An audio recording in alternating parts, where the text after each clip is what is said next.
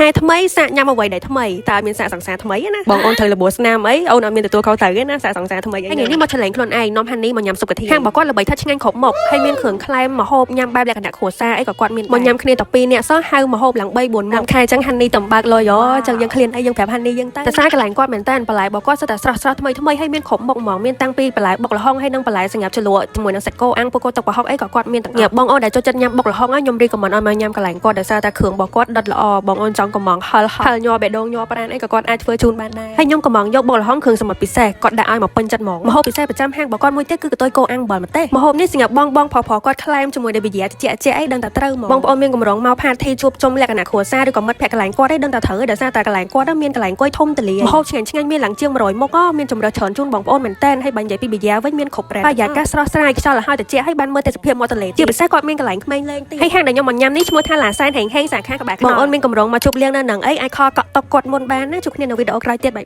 យ